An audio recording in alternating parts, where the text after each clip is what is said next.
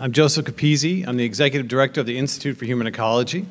I want to thank you for being with us this evening, here in person and online.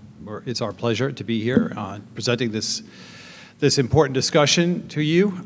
Once again, as always, I'm really honored and grateful that Ross Douthat is joining us. I'm actually honored, Ross. I'm honored too. Thank you. He's been here many times before. He's an IHE fellow. He's with us in the Institute for Human Ecology and has been. He was, in fact, one of the first things I did once I was appointed executive director was go up to New Haven to meet Ross and suggest that he join us. And he did. And again, I am grateful. These events are typically his idea, both in terms of the substance and even the compositions of the panel. And I think tonight, we all should be grateful for the panel he's put together. I'm going to let him introduce his panelists. As always, they'll have a conversation. After that conversation, we'll open it up to your questions. And as always, I'm going to encourage those questions to be brief, to be actual questions and not statements of what you consider fact or just questions. We want to hear from the panelists.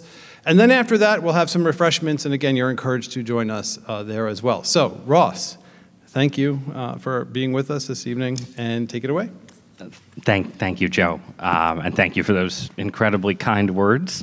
It's always a pleasure to be here. I think that this is the first foreign policy themed panel that we've done, which tells you something about the role that foreign policy occupies in the American intellectual ecosystem. When, things seem to be going well, people host panels about Catholic social teaching and so on, and then suddenly you get a little, war in mainland Europe, and everyone wants to talk about foreign policy. So that's what we're going to do tonight. I do think we've assembled a really impressive roster. I will give them all brief introductions, and then we're going to try and go, talk at a fairly high level in theory. I'm sure we can sort of descend over time to the nitty-gritty. But I do want to talk about sort of the general American position in the world, where things stand in grand strategy, not just sort of the granular questions of what's actually happening on the ground in Ukraine, although I'm sure we'll get there. So going from extreme left to extreme right here in our it's a description of the physical placement. I don't know. It's a geographic. Sorry, whenever I'm on panels anywhere, I get some version of that joke, so I have to inflict it on panelists. But first is Jakub Grygiel, whose name I've undoubtedly just butchered, for which I'm sure he'll forgive me, but there's butchery done to my name on occasion too. He's here at CUA.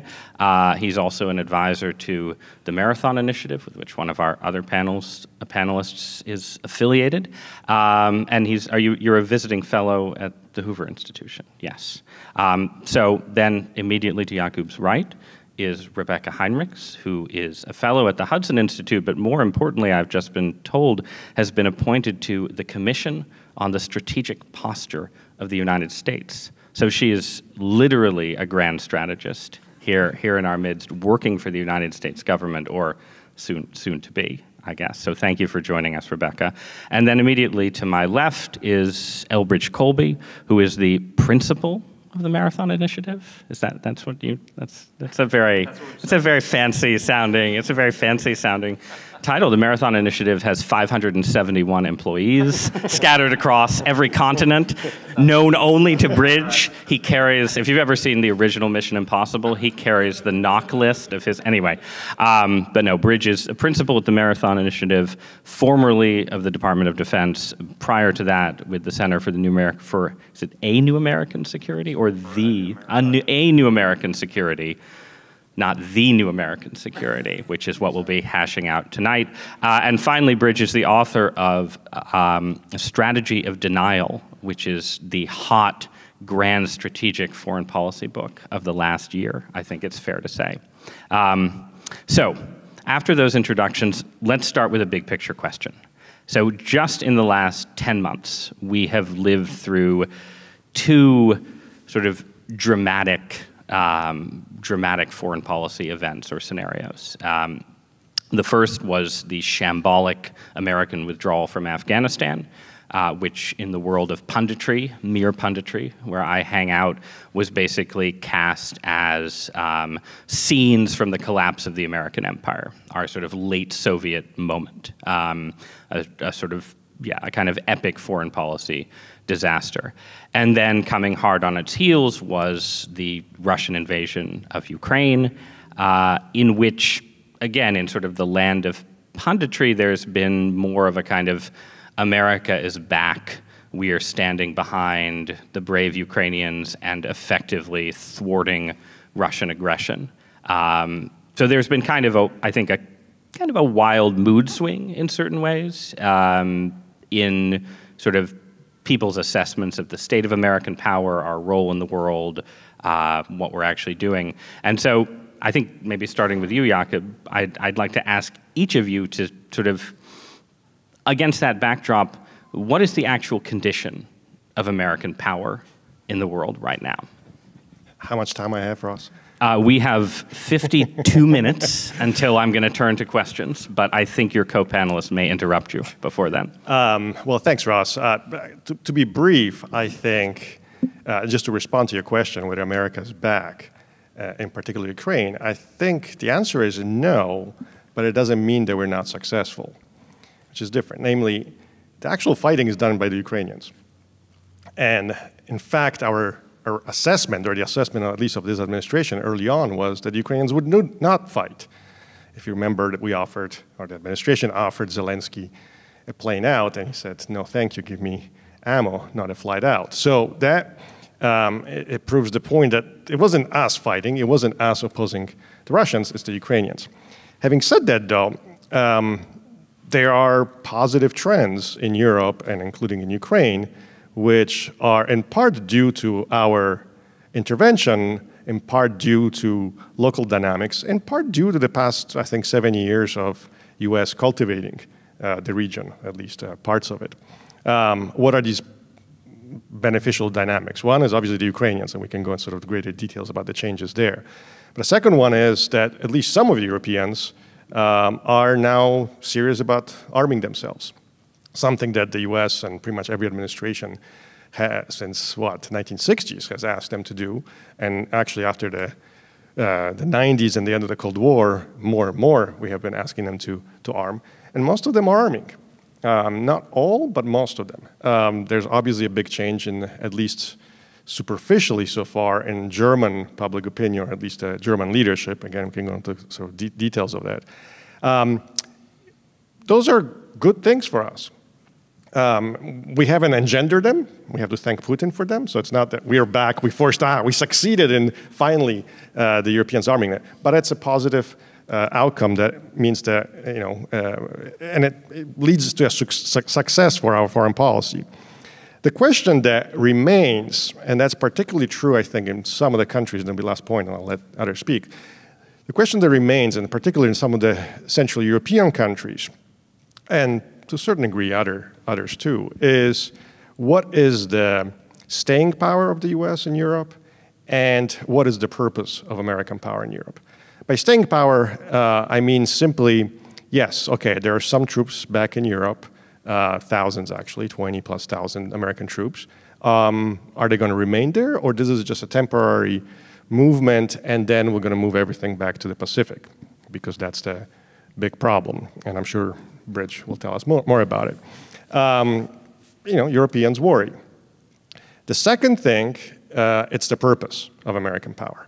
Right now, it's clear it's about arming Ukrainians, but depending on which administration comes in, often the purpose of American power was to really get into the details of domestic political and social dynamics and try to engineer outcomes that were peculiar to particular political parties or political factions in Europe, in the US.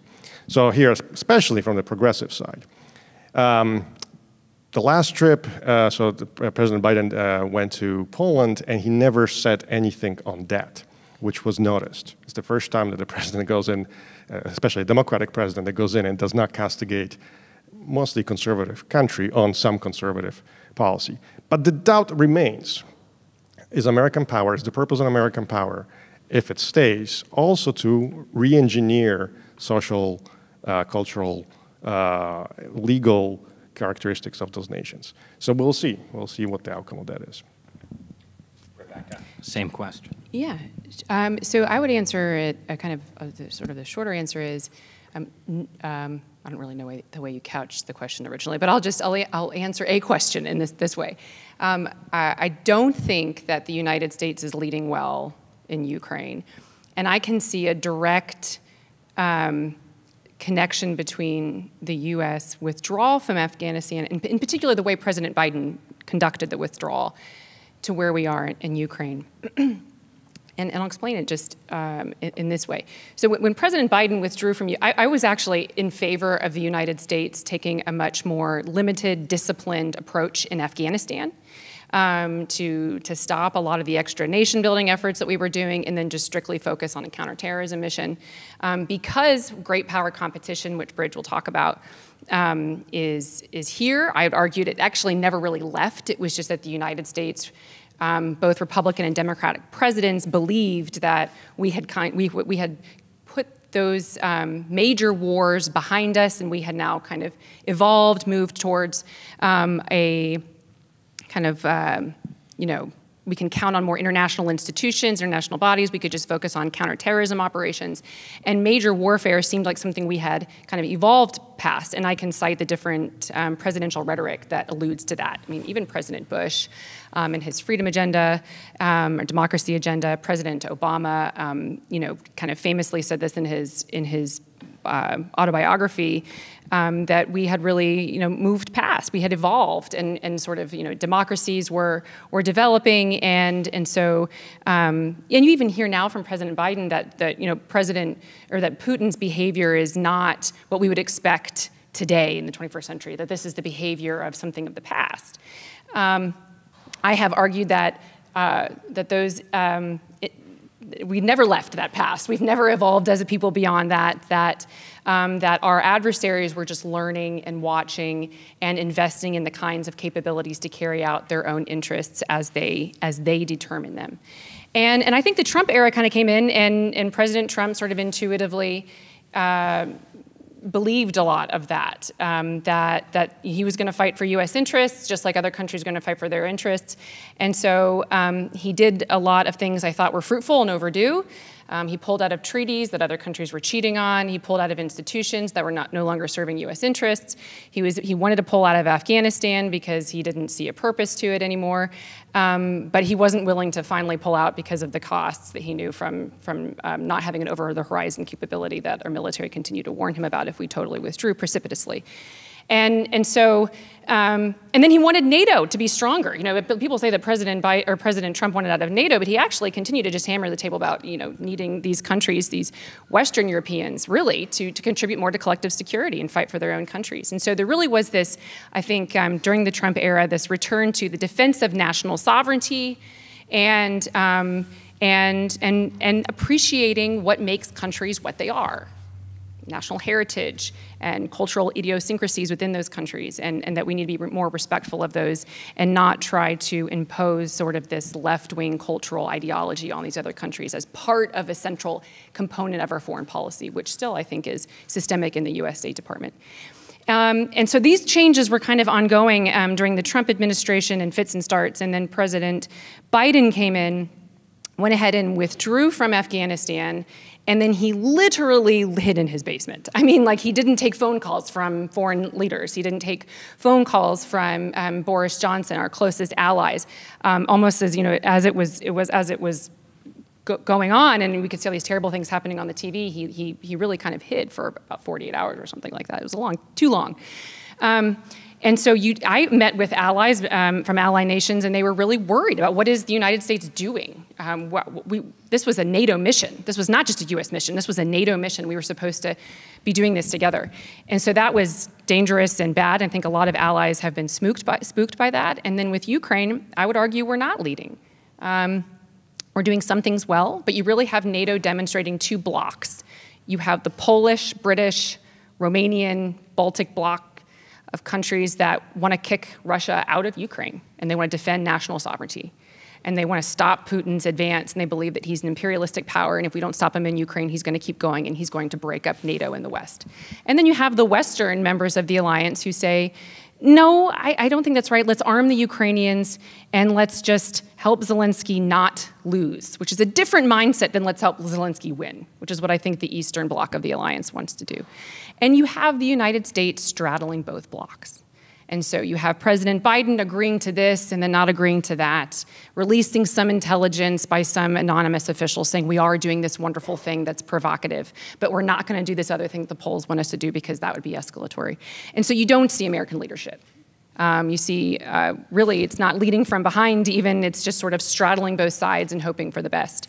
And so I think the United States is confused. I think that they're confused. I think we are confused as a nation about what our role in the world is and about what the primary and secondary threats are and how to actually carry out a grand strategy and how we can engage with allies in a way that makes sense and suits the American interests and what's good for the American people.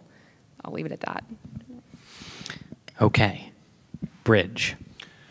Well, I don't think that the power situation has really changed that much, right? I mean, if you look at the sources of national power remain basically economic productivity and scale, and that translates obviously directly into economic leverage, but also into military power. And nothing has really changed over the last year, which is that by far the strongest other state in the international system is is China.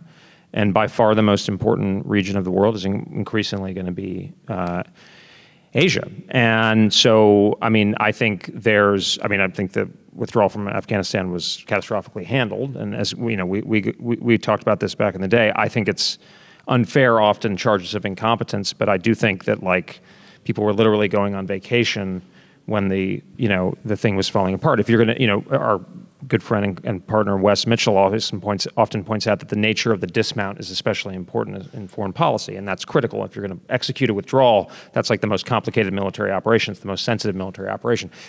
We all pay more than 3% of our GDP, of our income, for the defense and national security establishment. We had a right to expect a better withdrawal. I think it was the right decision fundamentally, but we also had a right to expect it to be handled more competently.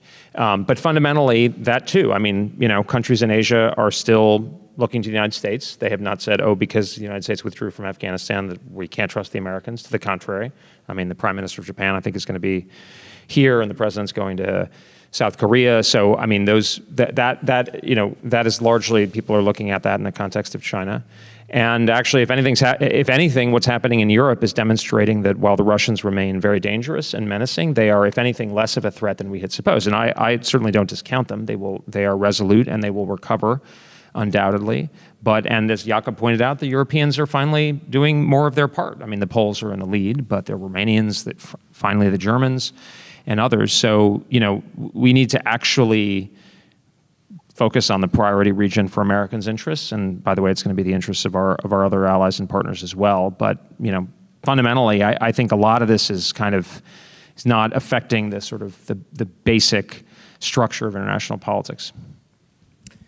All right, so let's then go straight into the Ukraine question for a minute, because I think we can have a little productive tension or disagreement for a second, and then we'll try to pull back up to higher level questions. So Rebeccah, I want you to talk a little more about the straddle that you described the Biden administration following, sort of, essentially sometimes seeming to be on the side of the Poles and the Baltics and sometimes on the side of Western European powers. Because I think if I'm reading it rightly, both Bridge and Jakub's frameworks, that seems like an appropriate role for the US.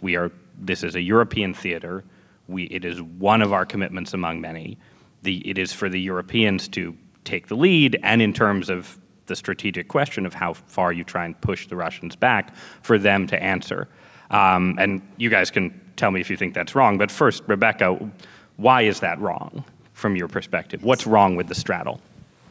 So, one, I agree with Bridge that our primary threat to the United States, that can pose the biggest threat to the United States and the American way of life, is China. Number one, it's China. But I also, and I'm not going to put words in Bridge, and I'll have him kind of rebuttal if he wants, but It's China and Russia. It's China increasingly using Russia.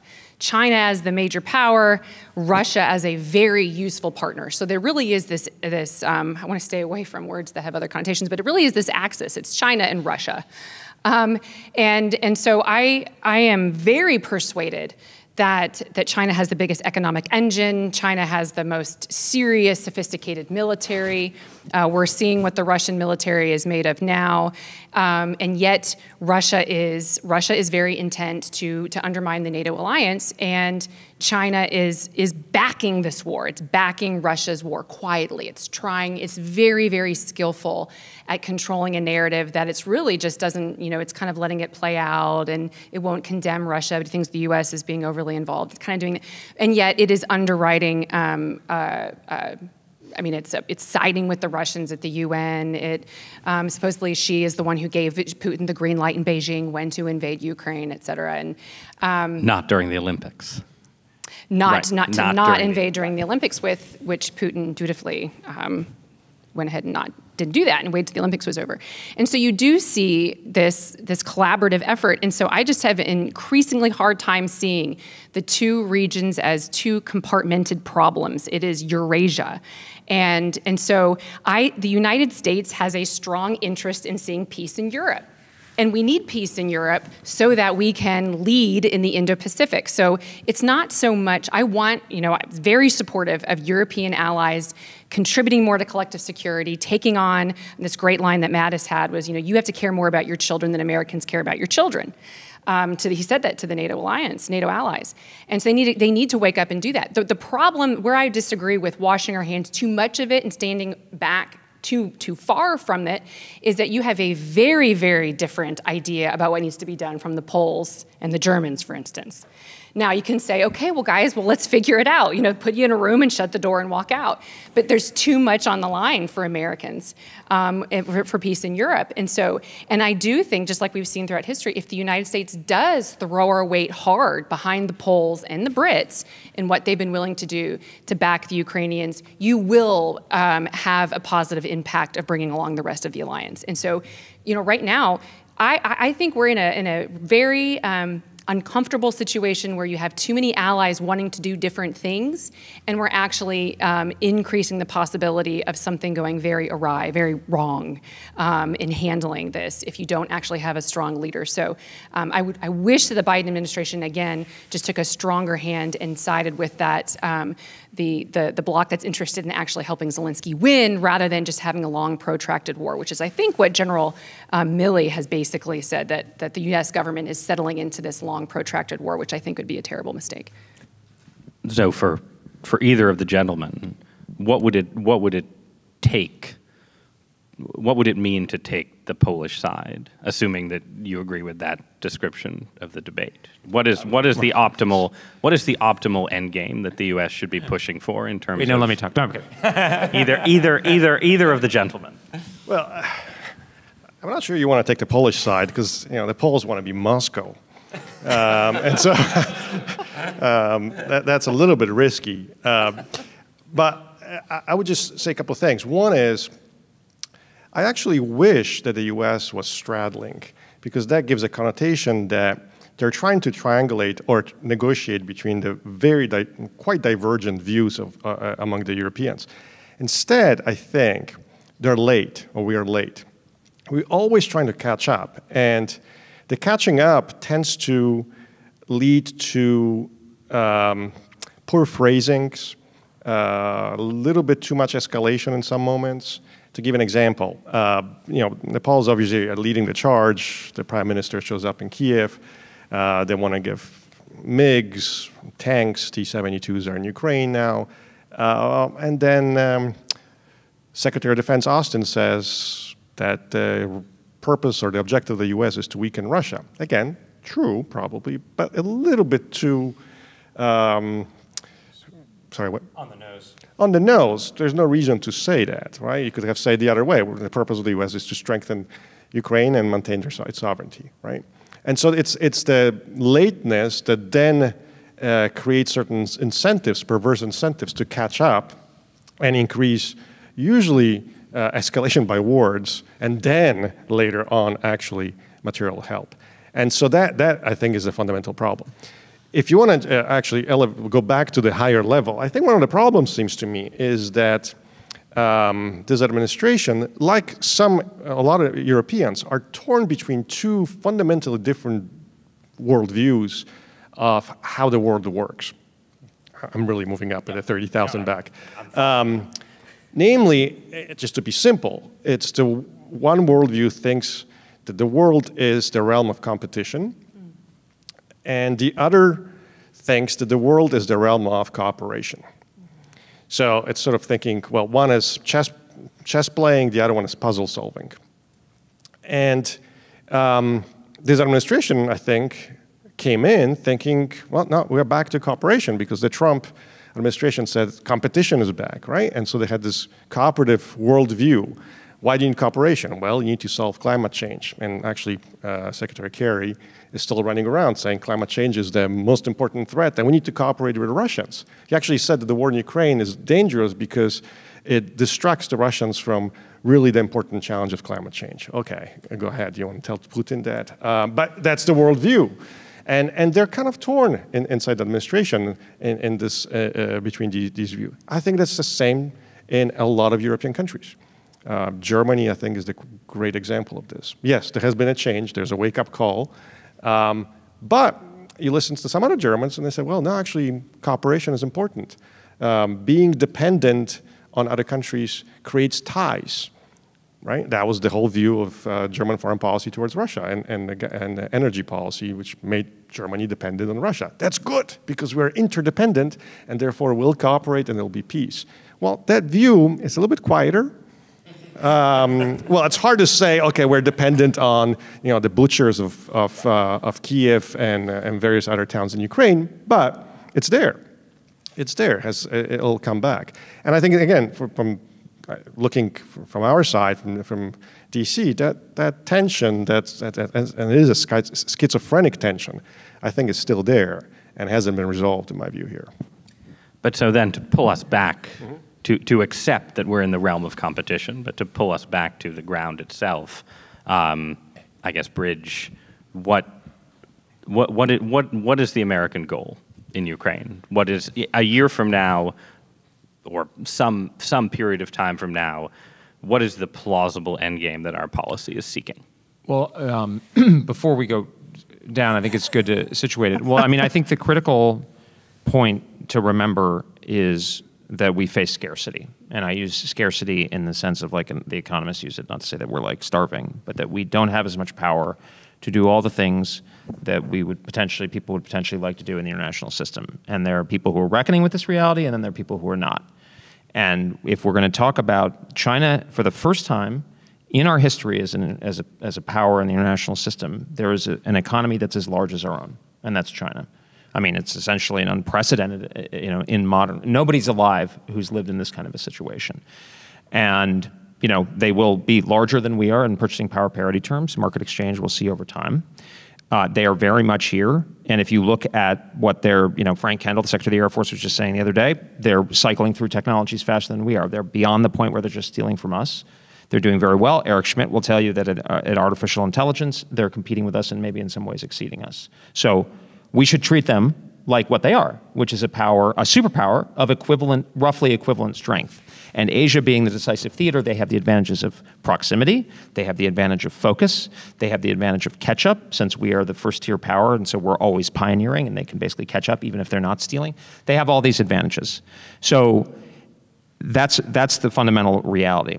In the military realm, we do not have a military that can fight and win two major wars simultaneously in separate theaters. And in the realm of military reality, they are separate theaters. I mean, military forces are zero-sum. You cannot use a missile more than once. Yes, you can swing forces, but in the time frame that's relevant for military operations, maybe not. It's not just military forces. Political capital and attention is also scarce. Are we going to push the Indians to side with us on Russia, or are we going to focus on the China issue? Many of the European leaders will say, let's see if we can get the Chinese to help us with the Russians, right? Or are we going to say we're going to have the Indians work with us and we're going to let them off on the Russia issue? And look at the Solomon Islands issue. I mean, it's a small example, but there's top-level political tension. It's clear it's essentially all going to Europe. Blinken was going to give a speech today on China. he ended up getting COVID, so not his fault. But this is kind of like they're.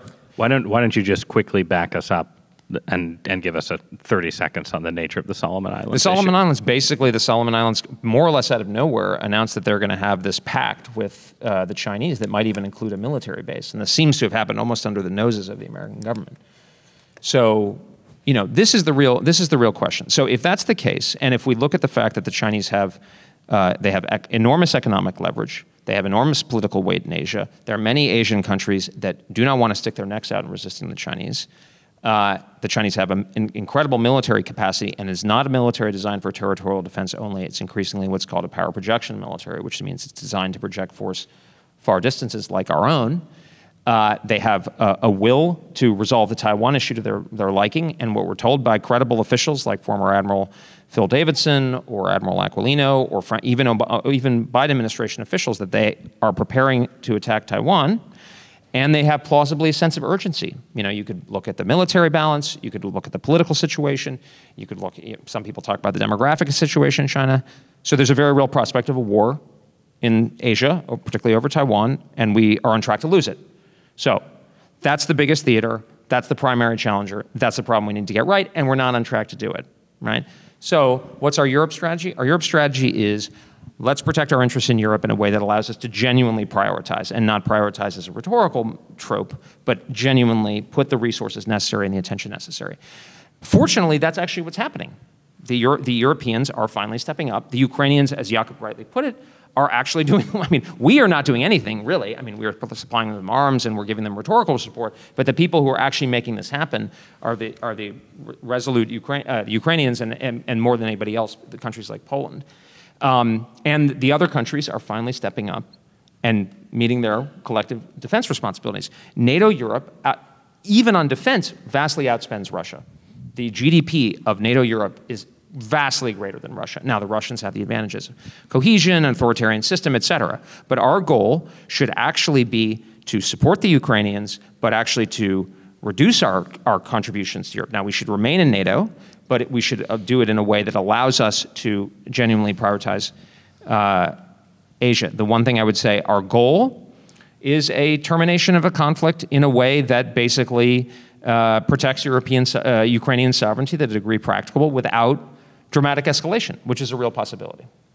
But so, and I'll go to you, Rebeccah, but just to clarify that last bit a little further, that means if the end game is Russia still controls Crimea, controls part of the Donbass, and potentially has a land bridge between the two, and there is the prospect of a long-term military stalemate there or some kind of negotiated settlement, is that an acceptable outcome, assuming that we generally have the sense that Russia is stalled there and is not, on any near time horizon capable of mounting a new invasion of the rest of Ukraine? Is that within your paradigm an acceptable outcome? Well, we should help the Ukrainians to be able to maximize their political position in the bargaining, but there will be some kind of negotiation and termination. I mentioned West before. West has kind of laid out in foreign affairs a vision for what that might look like, including neutrality, a kind of buffer state status for Ukraine. It's going to be something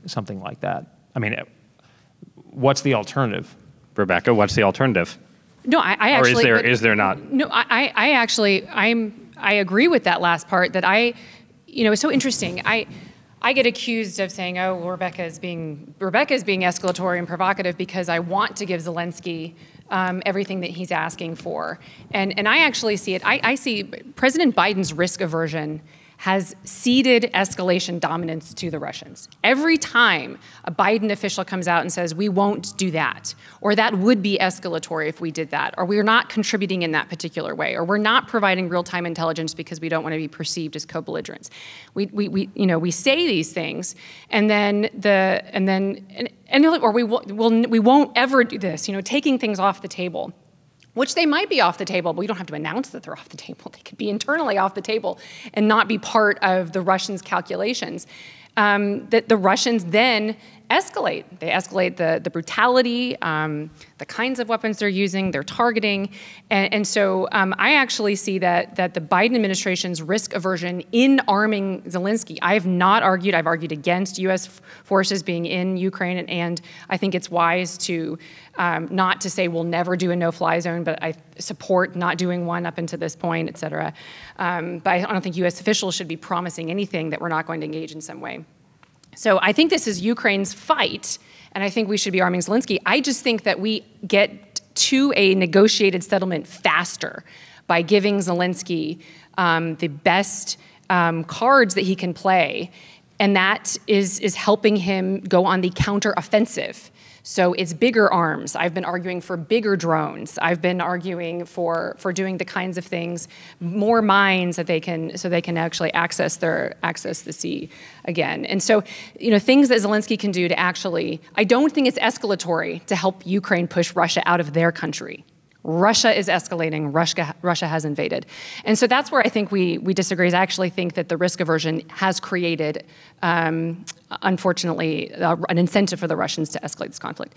So I would be in favor. I think that the rhetoric, this administration has used provocative rhetoric about regime change, even the correction, when Joe Biden made the comment about, essentially regime change, the cleanup was almost worse. The cleanup was, no, we actually just don't want Russia to have any power over the region after this is over. Well, presumably, after this is over, he's still going to be the head of Russia, Putin,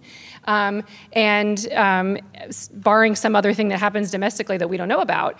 But there's no guarantee that whoever replaces Putin isn't going to be more Putin than Putin is. And so I think all of the rhetoric is highly dangerous to be provocative rhetorically without actually having the resolve to follow through the things that you're saying, I think is just so dangerous.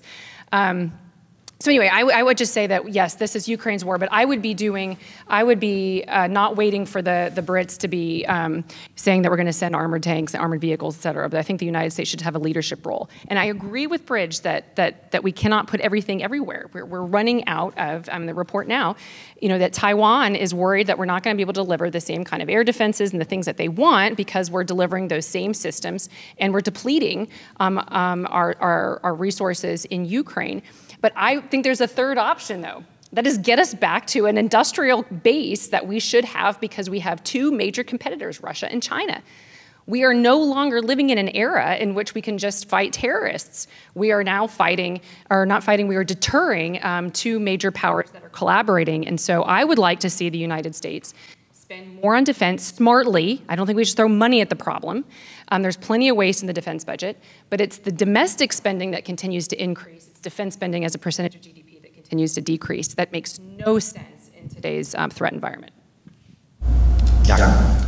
Just to follow on your question again on what's the outcome that we desire. I think we should just back into it, namely, the broad outcome is that we want to have a strong, independent Ukraine that keeps Russia in check.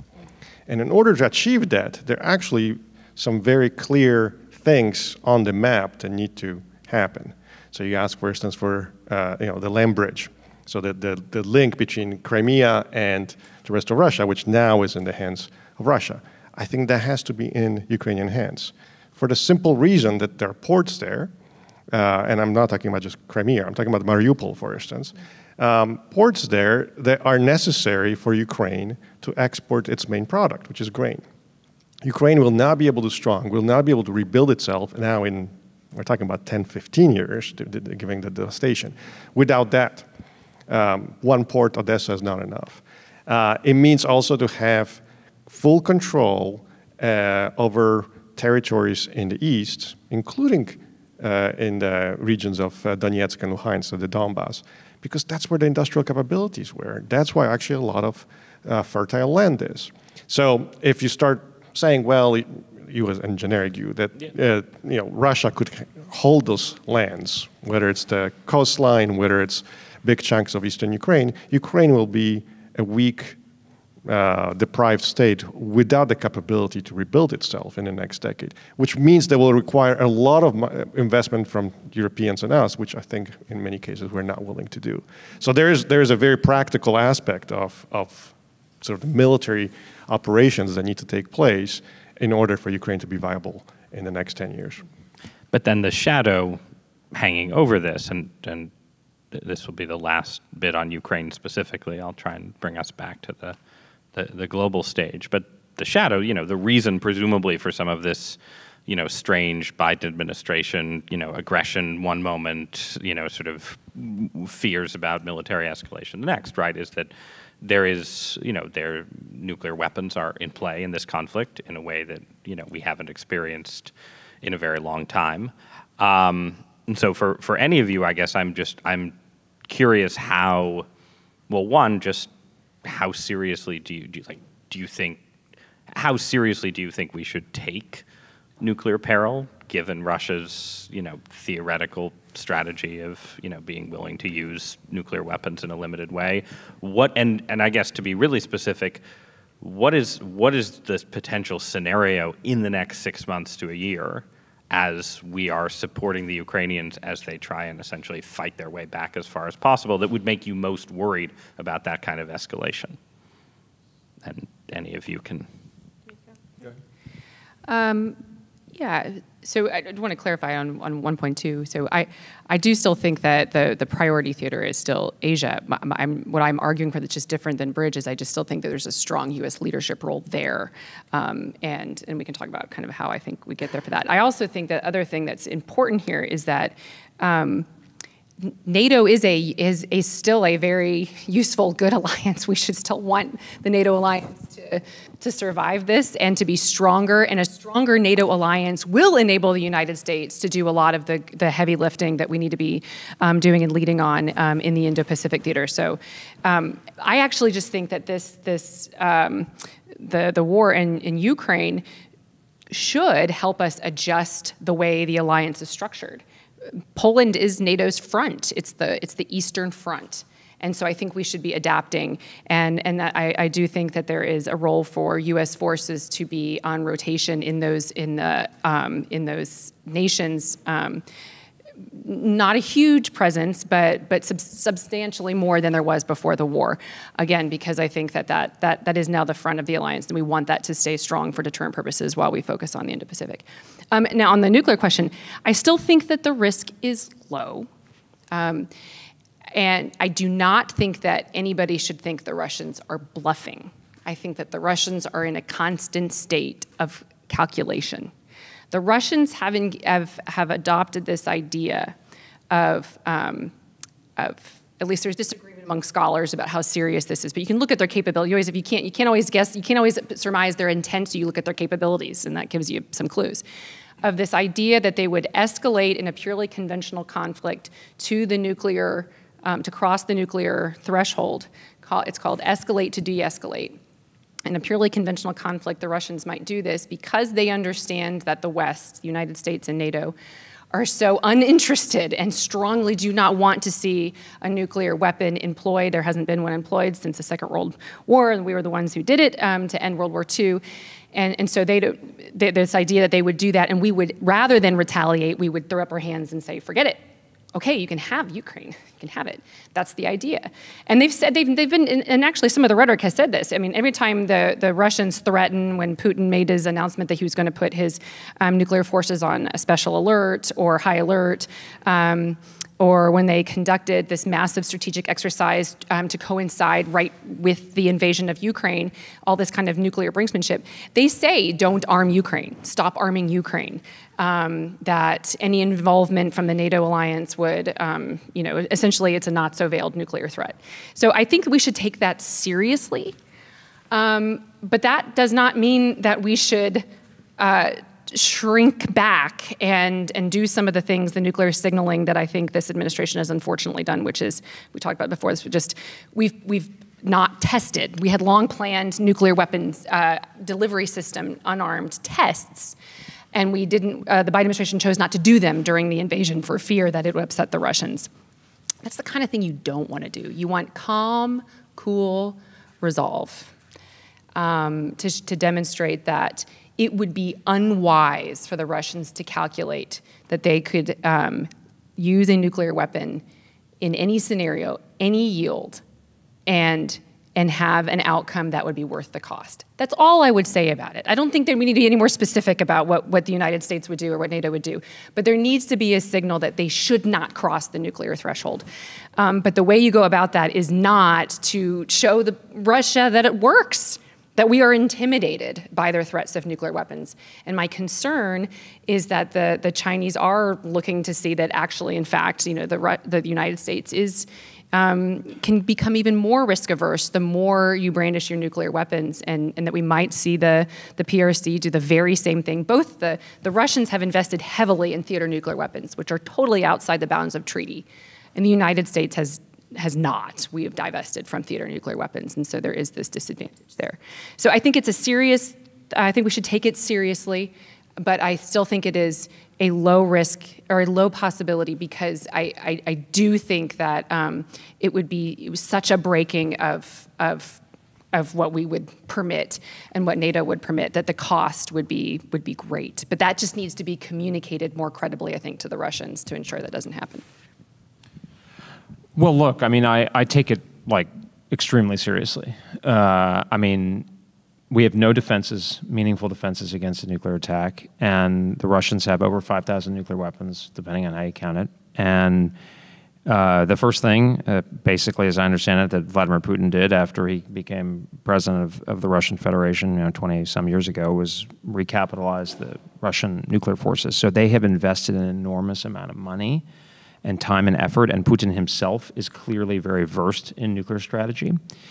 And if he's as brutal as we see that he is, I think that we have to assume that he is the kind of person who is prepared to use nuclear weapons. As Rebeccah rightly says, we should not be dissuaded from doing things that are in our interest. But look, in the nuclear world, you cannot defeat a country with a very large and survivable nuclear arsenal like Russia. You cannot fully defeat it. There's essentially no victory, final victory, a la World War II. Now you can win a local war, so we could argue about what victory constitutes in the Ukraine context. But we need to be clear in our heads that the end goal is that the Russians will have to decide not to exercise the nuclear option. Now we can array the incentives in the way that I think Rebeccah rightly put it, which is that Moscow determines that and Putin himself determines that it's not sufficiently in our interest to use it. But my fear a bit sometimes is that we may get carried away, frankly, like drunk on other people's courage, the Ukrainians' courage, and talk ourselves into goals or threats that, in a sense, there's a kind of jujitsu element for Putin, because I think the Russians are obviously it's gone very poorly for them. So one way is for them to try to resuscitate their campaign by moving into the southeast. The other option for Putin, and who knows what he's going to do at the May 9th celebration of VE Day, is to really turn the narrative into a contest that this Ukraine war is not just about Ukraine, but it's about a kind of an existential struggle with the West. And I think it needs to be. It is in our interest for him not to be able to credibly say that. Because that would legitimate, presumably, at least in his own eyes and in the eyes of the Russians and so forth, that a nuclear strike would work. And you asked about the specific context. I mean, they can do almost anything. I don't think they would start by nuking an American city, because that would catalyze our righteous anger. But if they are willing to cross that threshold, that is going to be extremely sobering for us, right? I mean, we should be real about this. This is an extremely grave situation. So to me, what we want to do, and the way I think about it is, the Soviets won a limited war against us, which cost 58,000 American lives, which was Vietnam. So my basic rule is if they provided it to the North Vietnamese, we can provide to the Ukrainians. There are no rules in a limited war in a nuclear world, but that's basically, there's some precedent there. And, by the way, the Soviets didn't necessarily boast about it, so we should maybe keep our traps shut more often. But basically saying, there was a lot of Americans died, right? And a lot were wounded. So, we have some capital built up, so the Russians shouldn't complain too much about it.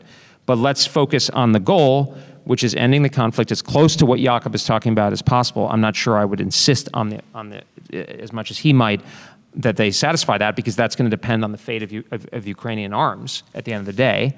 But we basically want, Putin is going to have something that he can sell internally. And again, it's not our job to give him something. But the reality is, at the end of the day, we decided that we were going to leave South Vietnam, and this, that was our decision. We could have bombed North Vietnam into the Stone Age, and there were people who were talking about that. But we decided not to do it. So that's really, we need to bear that in mind, that in a nuclear world, if you're going to achieve your goals in a limited way, you have to find some way of that equilibrium with the other side where they agree to step off the escalator or what have you. Jakub, last word on this. Well, at this point, nothing sensible comes to my mind on nuclear weapons. I think it was Thomas Schelling, the intellectual father of nuclear deterrence, that said once when he was asked, how do you deal with nuclear weapons? And he said, well, you deal with nuclear weapons the same way that porcupines make love, which is carefully.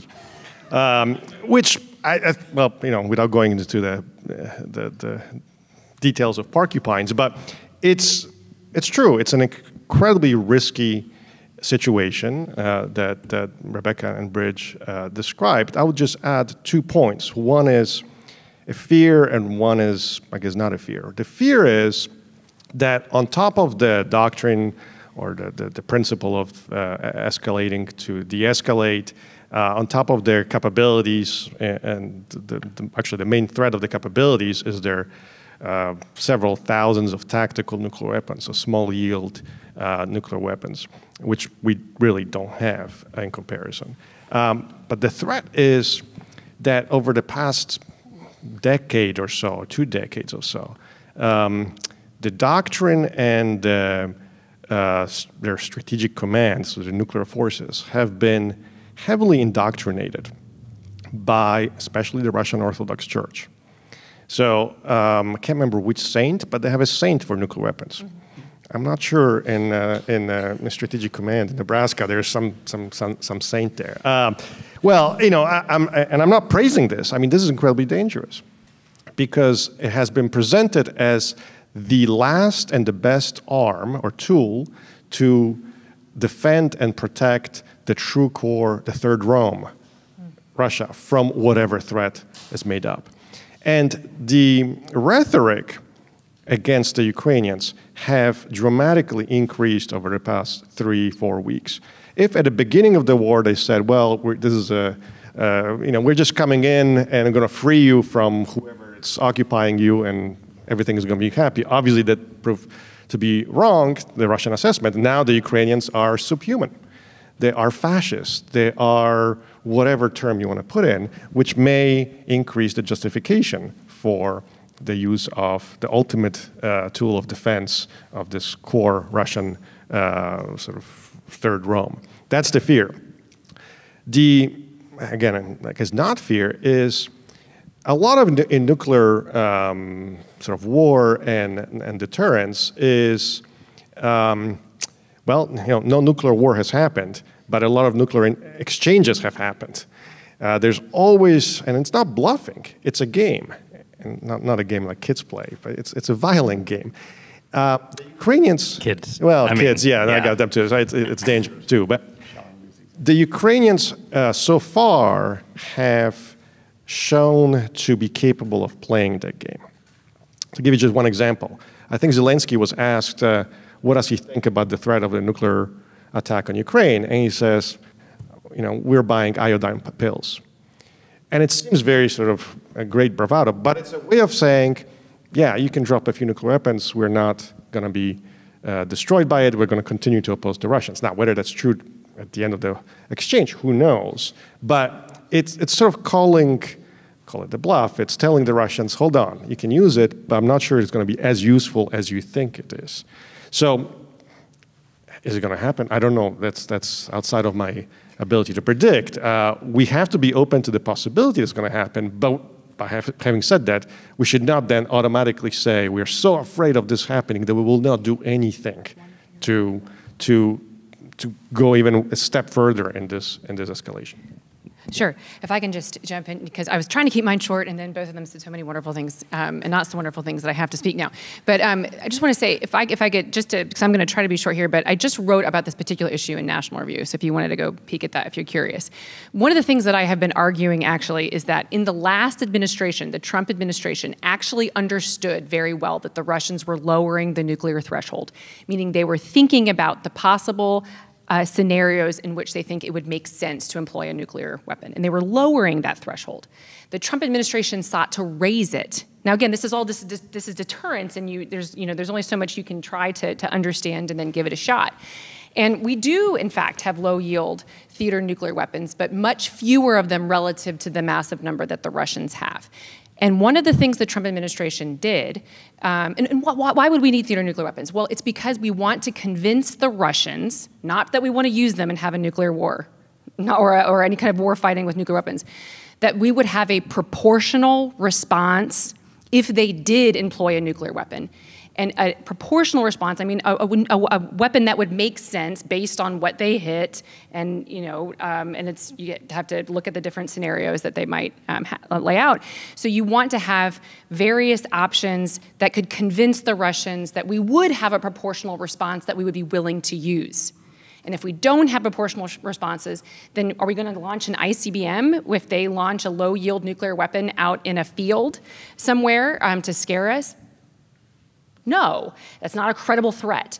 And so the Trump administration did reintroduce some that I won't go into now here, but it's all public, you can look it all up. They did reintroduce a particular weapon system, did modernize one that we have in Europe, bombers, but there's another one that they particularly wanted to have that the Biden administration zeroed out like last week.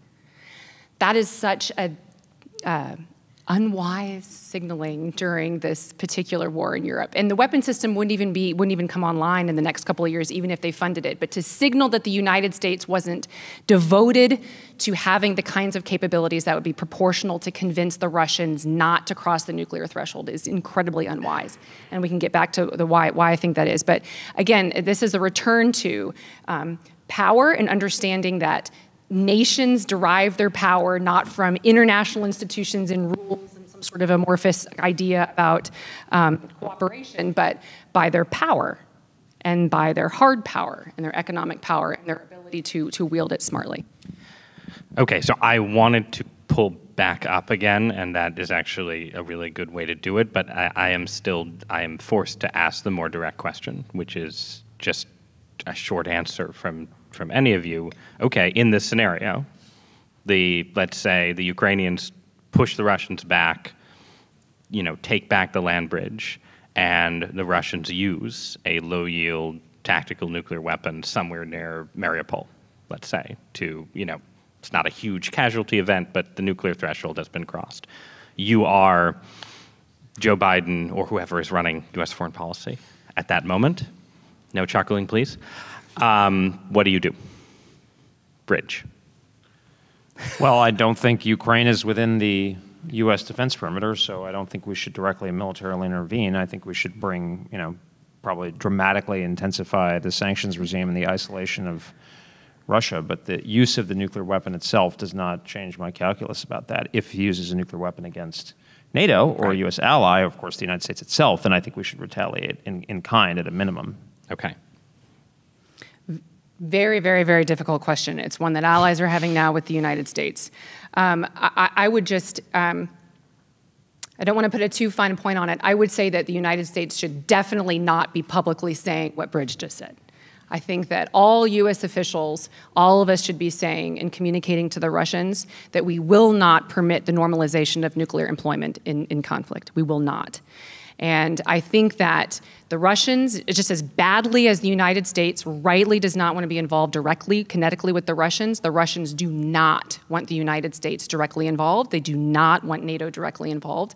I would be communicating to them, if I was whoever is running the Biden administration, should be communicating directly to whoever will answer the phone over in Moscow, that all bets are off for what the United States is willing to do in this particular conflict. So you asked us what we should do. So you're talking about declaratory policy, but then what should we do?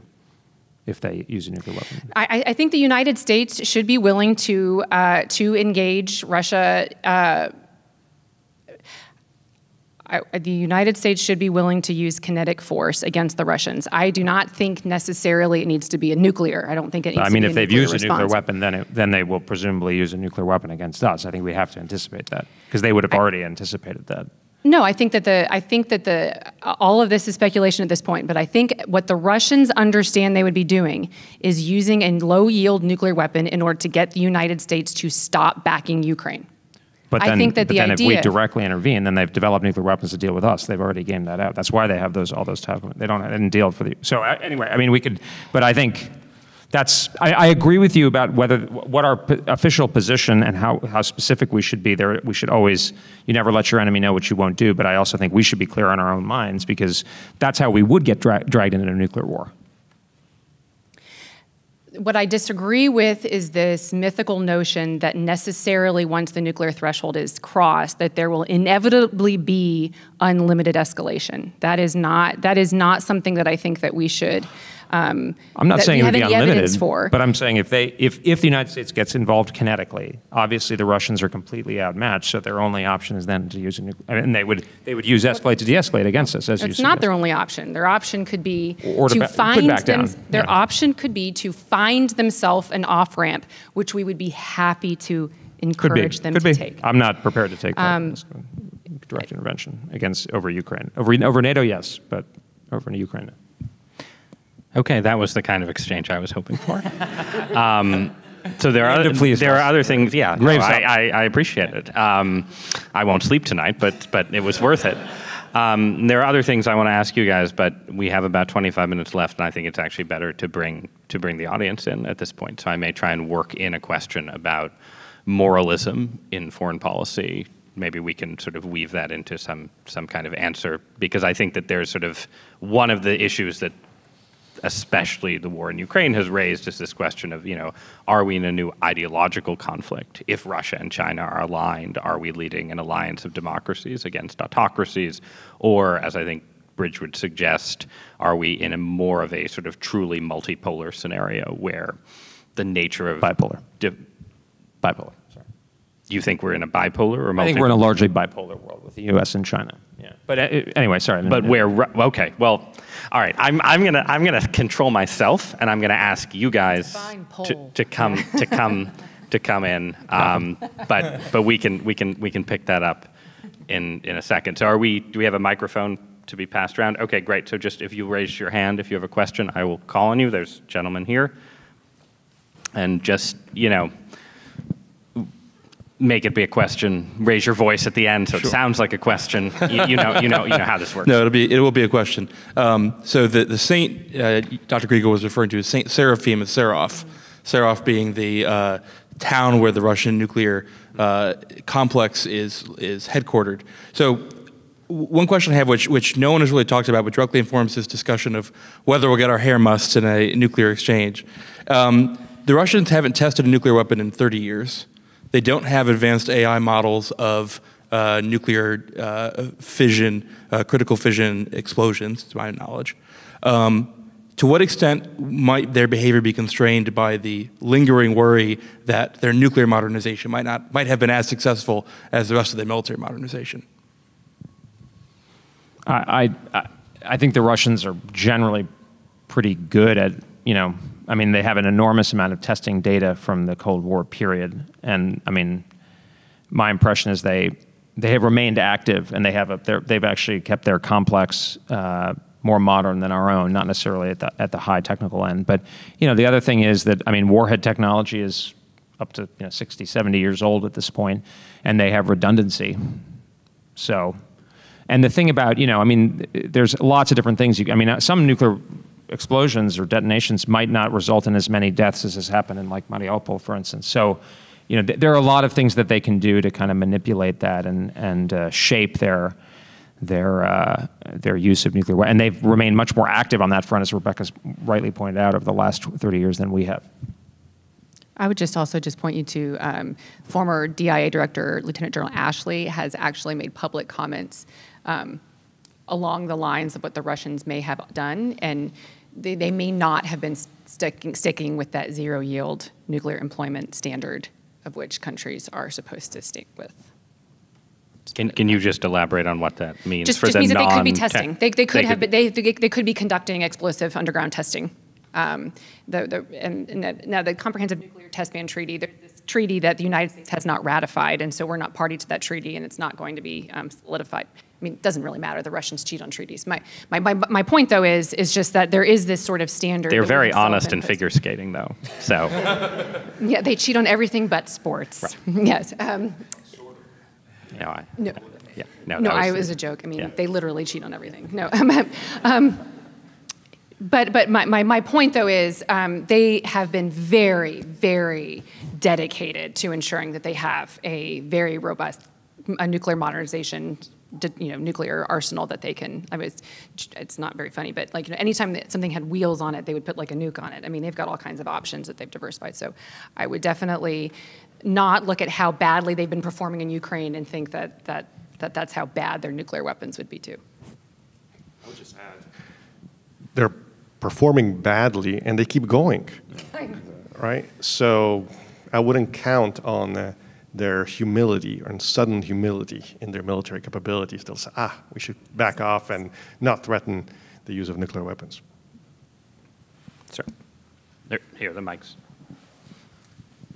Yeah, mine is pretty quick. So how concerned are you about the NATO admission of Finland and possible NATO of Finland and Sweden? And then the second question would be, one of you, I think it was Elbridge, talked about security guarantees of neutrality with Ukraine. And I guess just, that seems a little bit, I know this is a statement, but illusory to me because in a certain sense we already had that in the 90s.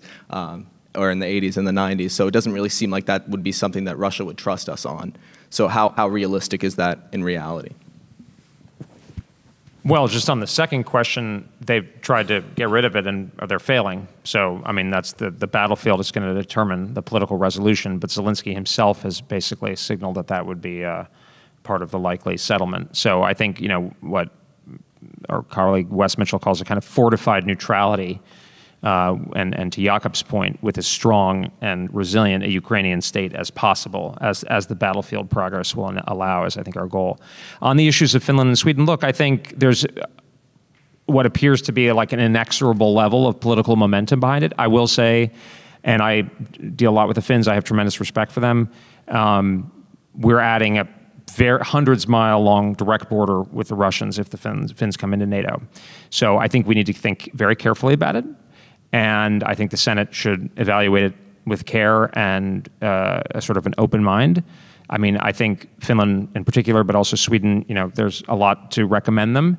What I would say is that if they're going to be admitted, we should be sure that they maintain their level of defense. Well, the Swedes increase it, but the Finns maintain their level of defense capability and investment, because we do not want to create an 800-mile-long security vacuum, which gives the Russians immense opportunities for mischief.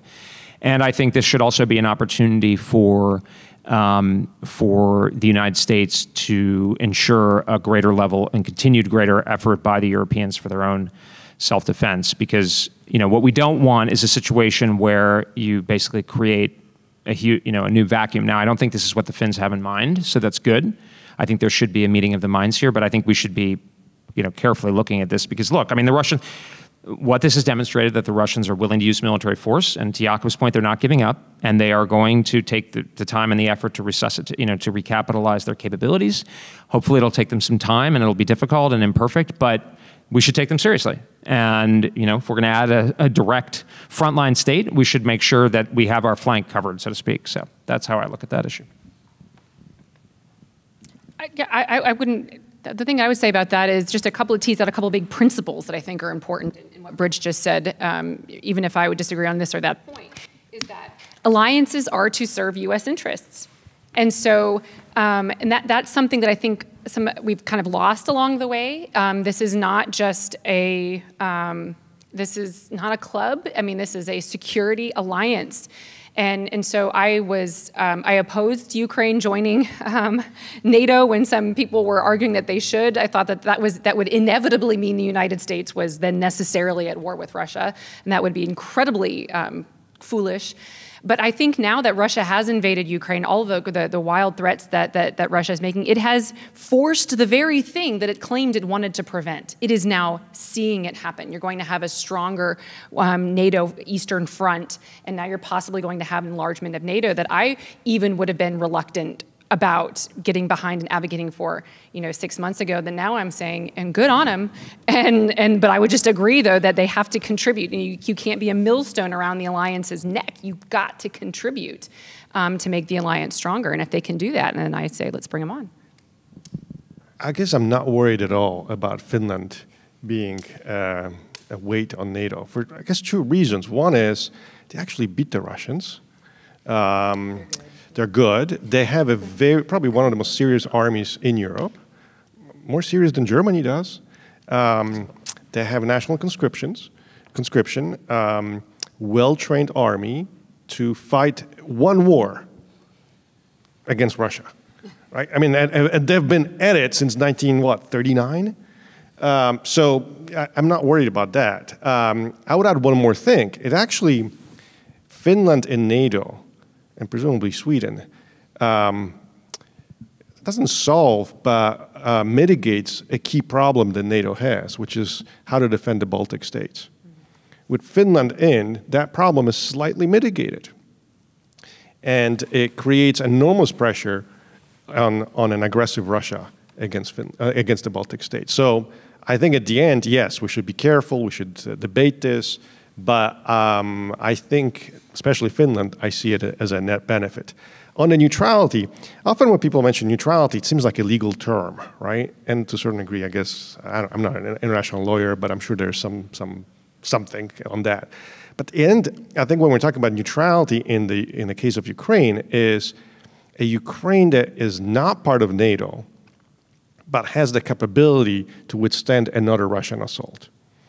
Neutrality is not going to be guaranteed by a piece of paper. Obviously, it hasn't. The Budapest Memorandum, which wasn't slightly different, but again, obviously it doesn't work. It's just a piece of paper. A strong Ukraine. So therefore, we should back into, as I mentioned before, we should back into it, figure out how we can improve the chances that Ukrainians get to that point.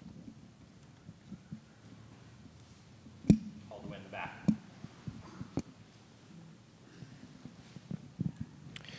So one of you mentioned that Secretary Austin recently declared that we are planning to use Ukraine to weaken Russia, which is probably one of the few truthful statements that have come out of this administration so far. But it seems to me that China much more successfully is using Ukraine to weaken us. What's your view on that?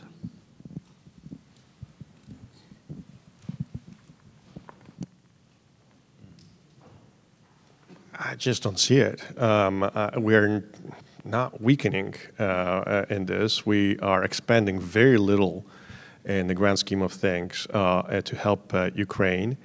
And in fact, I think one of the, again, I'm not a China expert, but if you try to look at this from a Chinese perspective, this is the worst possible scenario that's happening, because it's happening a little bit sooner than the Chinese probably wanted. If the Russians had attacked 5-10 years from now, where China was a much higher level, it could have used this to do whatever nefarious thing they want to do in Asia. Now they were probably not yet ready. And Russia is obviously not succeeding. So the worst case scenario for the Chinese is that Ukraine becomes a neutral, strong, armed, powerful country that keeps the Russians in check and allows us to redirect most of our attention to Asia. So in that sense, I think, again, we'll see what happens in the next days, weeks in Ukraine. But if that trend of weakening Russia and keeping Russia in check continues, that's not a good scenario for the Chinese. I would just answer it's a little bit of a mixed bag. I have this little bit of a worry that because of all of this focus, it's very easy now to be anti-Russia. It's very easy. Everybody in the news is anti-Russia, and everyone's trying to out anti-Russia one another. Businesses are pulling out of Russia. People are canceling cultural Russian things. And I've heard people say, "Oh, well, this will really scare the PRC now because look what was coming." There's, no, there's not. I mean, can you imagine the same kind of business response to Chinese aggression that we've seen from Russia. I mean, there's plenty of reasons right now for companies to not praise the PRC or not be so heavily invested, but we are so heavily financially invested in China that I think that there is just an asymmetry there, and so it's much easier to take a hard line against Russia economically than it is against China, and so my concern is that this administration. And it's just a beginning theory, so I'm going to test it out, and hopefully I'm just be totally wrong. It'd be great. But is that this administration is now going after Russia, sort of diplomatically, isolating for something like a China reset. Maybe Bridge would disagree. But this administration kind of came in and trying to carry through a lot of the good things that Bridge helped the Trump administration begin in focusing on China. And it's not just militarily. We were doing all kinds of things to really put the squeeze on China in the Trump administration. But now I'm seeing that the foot come off the gas as they focus on Russia, and they're taking a little bit of a softer tone rhetorically. That would be a disaster for the United States. And that might be something that the Chinese 100% thought could be a possibility in this. Bridge, you can jump in, but could that scenario then be maybe a slightly revised version of the questioner's point, which is that part of the dynamic here is economic, right? The U.S. is actually absorbing some economic costs from war in Ukraine, not to the extent that the Biden administration wants to say, where all the inflation is from Putin, but it clearly is not helping with our current economic straits. And if you were right about this, a sort of softening to China, it could be, it could be an economic policy issue, right? A sense that we can't be in a sustained trade war at a time when inflation is going crazy, and we need to sustain U.S. support for, continued intervention of some kind in Ukraine. So in that sense, that economic dimension could be a way that, even if China isn't benefiting strategically, militarily, right? We're not tying up U.S. military assets. Well, we may be. Or we may be, right. I mean, I don't know. What do you... Well, there was an article in the Wall Street Journal, I think, today about how, Janet Yellen and Gina Raimondo were on one side arguing precisely for the reduction in tariffs, and then Catherine Tai, I think rightly, and others are on the other side saying, what are you talking about? Let's not give away the kingdom again. So... I think whether the Chinese benefit is still, the jury's out, because there are ways they could benefit if they adapt. The Russians are now much more subservient, and the two largest Eurasian powers are in alignment, and it is the Europeans are taking a big economic hit to decouple from the Russian economy, and that's going to make them potentially more dependent on China. So. We'll see, and I think Jakub, manifestly up to this point is right about the time frame, but we don't know, and the question is how ready are we? So the ideal is for us to use the Ukraine opportunity to support their capability, put the Russians in check, and then sharply pivot. That's the key part, though, because we're not doing what we have not done what we needed to do. The pivot has been largely rhetorical for the last 10 years, and the situation is grave and worsening. But with a thicker NATO Eastern Front. Yeah, but the point is we can't be the one. We don't have enough to do both, right? That's the people who've been making that point for years have been conservatives who said that we have not been adequately resourced in the military. So, okay, now we are at the point where we don't. We know we don't. The analysis is telling us that we are going to lose to the Chinese if we don't focus enough. And there's no buffer. There's no Ukraine. Taiwan, if the Chinese take Taiwan, they are at the shores of Japan, effectively. But I just want to clarify, though, but it's not, what I'm not arguing, though, is strategy of denial in Eastern Europe and strategy of denial for Taiwan. I'm not arguing that. What I've argued, though, for is that U.S. leadership is still indispensable. It's the United States leading the West. And I don't do the international rules-based order thing because I don't think it's helpful. I don't think it's helpful for 10 reasons that we can maybe talk to if we had another hour. But I do think that it is the United States and our system of architecture of alliances that we care very, very deeply for and about for a number of reasons. And then we have, it's the PRC. And then we have China with Russia. And they're also they're leveraging the Iranian misbehaviors in the Middle East. And they're leveraging the North Koreans. The North Koreans are back to launching ballistic missiles. They didn't do that in the last couple of years of the Trump administration. They're back to doing that. So, I mean, I think we just have to, it's just not as clean and easy as I think simply doing this hard pivot thing. And then I'll just be quiet on that. Well, it's not. I mean, it's not easy. In fact, we need to be but we need to understand the scarcity and need to reckon with that. And we need part of the whole point, in a sense, is that we want to empower our allies in the other theaters and help them. Yes, we can play a kind of coordinating role, but be very explicit. And the only way we're going to get to this situation is if we're clear. And like when I talk to Europeans and stuff, they don't always like the message, particularly Eastern Europeans, but it's at least clear and logical, right? Okay, you can't do everything. And that's your biggest problem. And if you don't solve the problem in Asia, it's not going to get solved, and then we're all toast. So like the Europeans have got to step up. The Americans will stick around. We'll stay committed to NATO, just like in the Middle East. We'll have some presence. But like, no, things have really got to change, genuinely. And unfortunately, that's where I think the Biden administration, they say they want to prioritize Asia, but their revealed behavior, and particularly at the president level, is a kind of, it's sort of, they evince I mean, Europe is the central theater to them. And that's where all their energy is going and their effort. And what I'm worried about is that what Jakub is talking about is the right strategy, but that requires actually shifting. And the longer we wait, the harder it's going to be. We don't have much time. Yeah, but just to add to that, Bridge, though, I'm all for criticizing the current administration, fine. But there are good reasons why they're focused in Europe right now. Ukraine is not a distraction, right? It's sort of like saying, well, yes, there's the 800-pound Chinese communist threat in front of your front door, but your garage is burning, and you say, well, I'm going to focus on the guy outside of the main door, and I'll ignore the distraction. I would focus on the gorilla, personally. Right, but the garage is burning. I can right? lose the garage, yeah. Right, the garage is burning, and the Russians are coming in. Yeah. You could say that's through the hole that was your garage. Exactly. I mean, like figuratively, this is kind of what I mean. And they're drunk too, and they're bad. So it's sort of. This was the discarded George Kennan draft, yeah, like exactly. draft one of the long telegram. Yeah, that was tossed. So the question is, yes, China is important, but you got to fix the burning problem. And how you fix it, again, there are details of it next month, 2 months, year, 5 years. In the 5 to 10 year, assume that the best case scenario of Ukraine becomes again stronger, sovereign, etc.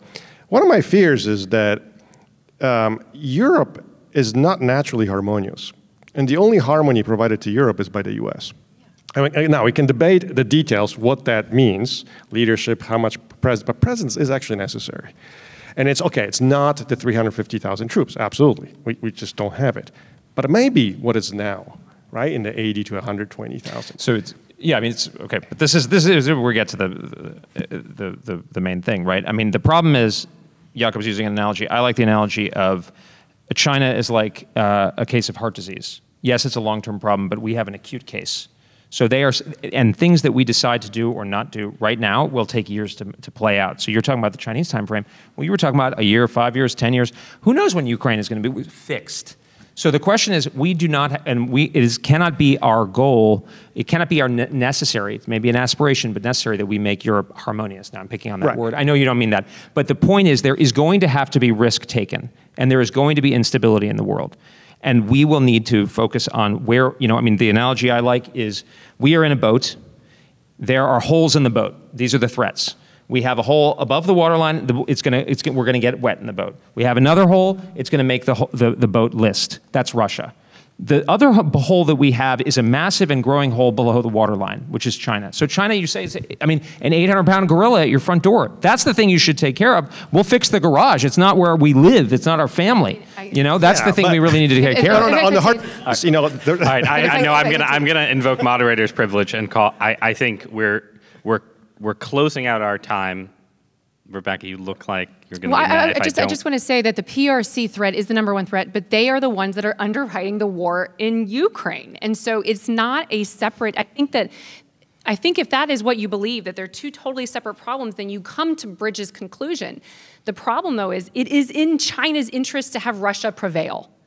And I don't want Russia, I mean, Russia cannot be made to prevail for what it's trying to do to the Ukrainians. And so I see this as part of the Russia problem. Right, but that's, okay, so, well, because sure, they would love them to prevail, but they would, at their bottom line, is to distract us. That will win. That's like saying, oh, we got to fight in South Vietnam until 1995 because that's what the Soviets want. Of course they wanted us to fight in Vietnam because we would be weaker in the Central Theater. We got to win the... But I know, but we have to make... I'm not arguing to fight the Russians. I'm arguing to enable Zelensky to have the best hand he can play for him to secure victory. But it's a different approach. That's why I think it is connected to the China problem. And it would be really nice to be able to separate them or see them. But just final point. Like, if we're going to we are in a condition where we need to make clear choices about scarce resources. Wait, Rich, just to, what is, I mean, I know there's a long list, but when you're talking about this clear choice tomorrow, right, what is that clear choice? Is it primarily a matter of attention, diplomatic attention, or is it we have 50,000 troops and ships in the Mediterranean, and they should be in Asia? We should put money, and in fact, the reality is we actually are putting money. So we're talking beyond what we can actually do. So in the National Defense Strategy 2018, and this administration has continued it, we say we have a one war strategy because we are losing the one big war. So the money is going to go to deal with the Chinese above all. Now we are not doing enough because actually the prioritization is not there. And our posture in the Western Pacific, we've been talking about it for 10 years, but we haven't done anything. Our posture in the Western Pacific is totally vulnerable to massive, and people are taking the wrong lesson from the Russia situation. The Chinese will smoke our bases if we don't invest and we don't make the right kind of decisions. We are already in the point where we would be faced with a decision if the Russians recapitalized and invaded NATO, where we would have to decide whether to withhold forces and munitions. Because even if we decide to, say, bomb the Iranian nuclear program, we might run out of critical munitions needed for a Taiwan fight.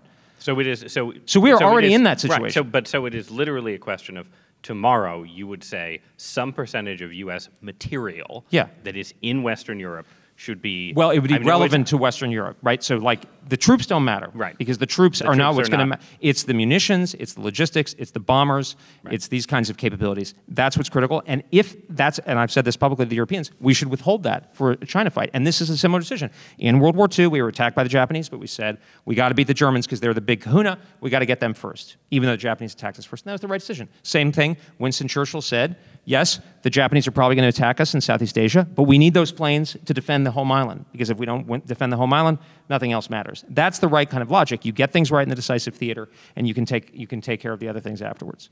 All right, so to close us out, I'm going to do the cheating thing that moderators always do and take one question from this side, one question from this side, let the three of them have at it, and then we'll go to refreshments, if that's good, Joe. So, you, sir. Foreign policy is often driven by domestic politics. J.D. Vance won the Senate nomination Tuesday in Ohio. What do you make of the rise of the populist right, and should conservatives welcome that as strengthening America's position on the global stage or weakening it? Excellent question. Is there any last question from this side? Sir. Sorry, just for the mic. So speaking to Europe, with regards to withholding material and things like that, what does it benefit Europe in the short to middle term to stay on board with a project where we're basically not taking care of them? And does it matter to them whether they're buying Russian or American gas when they have other domestic things happening, like migrant crises or demographic implosion or economic problems possibly brought on by the Ukraine crisis? Meaning, I assume, especially Western Europe, since presumably the Polish concern is... Right, yeah, they're the weakest on the NATO project. So, either, both, let's go in the reverse order that we started with. So we'll go Bridge, Rebeccah, Jakub, and then be finished. Well, I mean, this is my personal domestic political preferences, but I think J.D. Vance's victory is fantastic. I supported, J.D. and Vance, and I think I'm very much in favor, just in my own point of view, about what's best for America, common good conservatism, or whatever you want to call it. So that's like my priority, is like we should be thinking about what's best for us first. So wait, good. let me press you though. Okay. So irrespective of J.D. Vance's particular views, do you see in the populist right an aspect of conservatism that would listen to everything that we've said here and say that Bridge Colby, he's making a lot of sense about Ukraine, but he's kind of crazy about Taiwan. Yeah, Why are we fighting for Taiwan? Yes, I am, and that's part of what I try to do. And I actually, when I went on Tucker Carlson today, and I said to Tucker, and he asked me about the book, and he's like, he's skeptical. And I said to Tucker, well, I had your question to President Trump in my head the whole time, which is, why is it worth fighting Montenegro? And that's like a really good question. Why should Americans be fighting when other people aren't, to the Mattis point, right? Now, there is an answer to that question, both in the case of Asia and in the case of Europe to some extent. But I think so. My view is that that's good for America. Also, the foreign policy that I'm talking about proceeds from American interests. I'm not talking about the rules-based international order or ending evil or whatever these kind of ridiculous conceptions are. I'm saying if we allow the Chinese to dominate Asia, people like JD and Blake Masters and all these people, they're talking about the role of China, and it's a big thing in the Pennsylvania case. Well, if the Chinese dominate 50% or more of global GDP, you can be sure the situation is going to be even worse.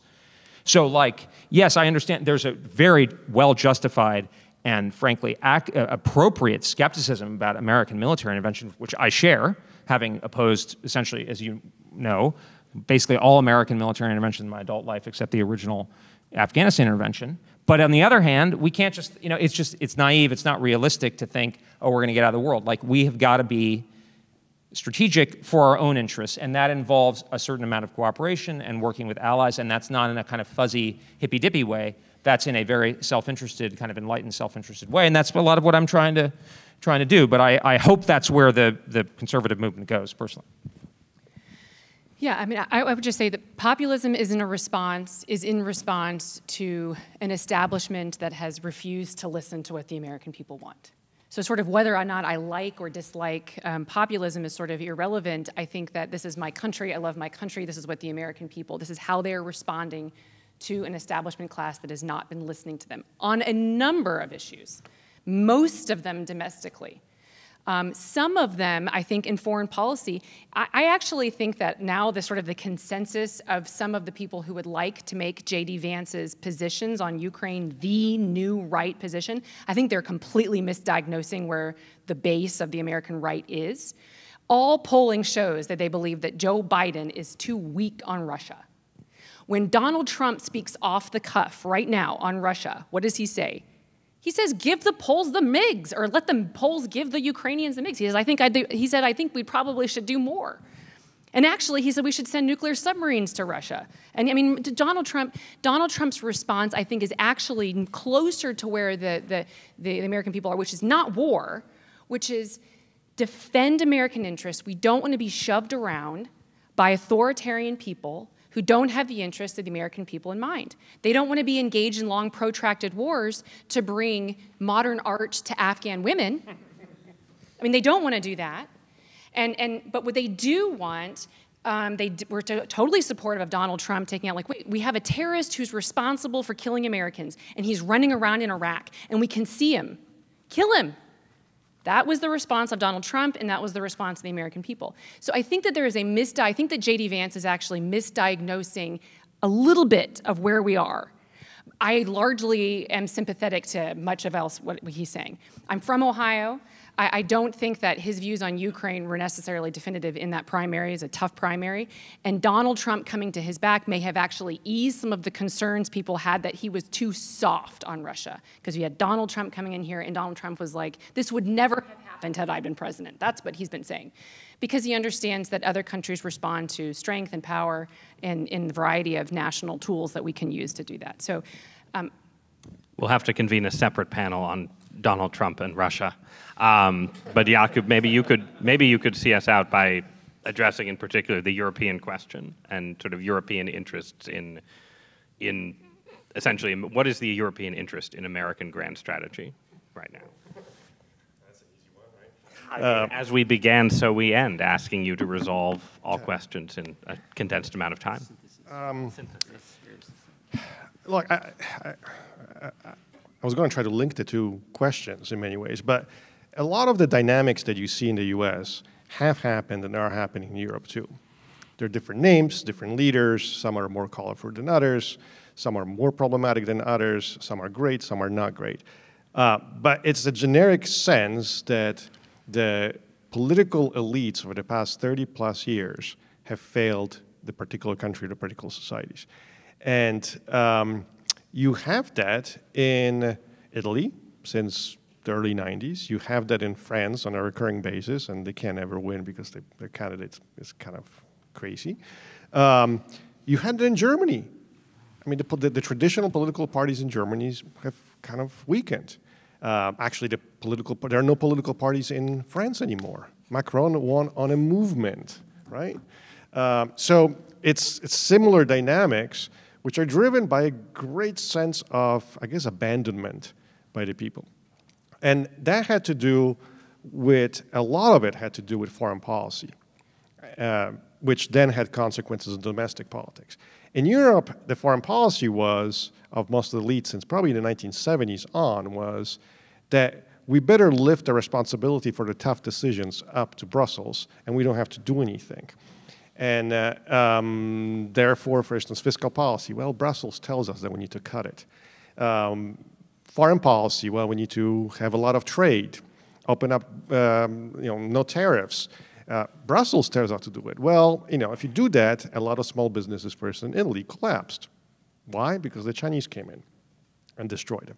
So now you have a response which is not organized. And I think in the US, we are better placed because it still is going through a political party. In Europe, it's not going through political parties. It's going through, call them charismatic or colorful leaders. Salvini and a few others, right? That, I think, actually weakens the ability of that sense of abandonment to be translated into political action. One of the, and this is the last point, one of the key things, I think, that a lot of people are voting against, I think here and in Europe, is this sense that, I mean, the official term is interdependence. Economic interdependence is a good thing, and we should be enjoying it and be happy about it. And I think a lot of people are seeing a lot of costs, which in economics, I don't know if they're undergrads taking economics, but there are different curves and there's debt weight loss. And it's like, it's a tiny little thing. Well, actually, that debt weight loss and the interdependence, they're actual people. They're losing their jobs. That has an impact on social stability, because if you lose a lot of, for instance, small businesses, or in the US, deindustrialization, well, the whole regions suddenly are devastated. Yes, in economic term, it's some sort of graph, but there's a practical consequences. So people are seeing interdependence as a dangerous thing to themselves. Now, I think, over the past, I would say 5 years, maybe a little bit longer, I think they start seeing interdependence as dangerous for actually security. So, and to Bridget's point, China is a threat, and we're saying, well, if China produces a lot of lithium batteries, and we're increasingly more dependent on that, that's dangerous. This is not, West Virginia that produces lithium batteries. This is China. If Russia is giving you all the gas, and you thought that was great because now we're going to be friendly with the Russians. Well, now you realize, hold on, the Russians are killing other people, and they might, shut down the gas to us, as they've been doing actually in the past week. So you start seeing interdependence as actually a threat, not just to employment, social stability, but actually your physical survival to a certain degree, which obviously in Europe is much more visible because of the war in Ukraine than here. But I think we're leading in that direction too. So I think in general, these movements, and I don't like the term populist because it kind of denigrates it, but I think these are movements of enormous resentment is too strong, a sense of abandonment, and which is driven in large measure by particular foreign policies and a particular vision of foreign policy that both here the elites had, still have, and in Europe they had. All right, on that note, I would ask you all to please join me in thanking our panel for a vigorous and spirited discussion, which is, of course, what the Institute for Human Ecology is all about.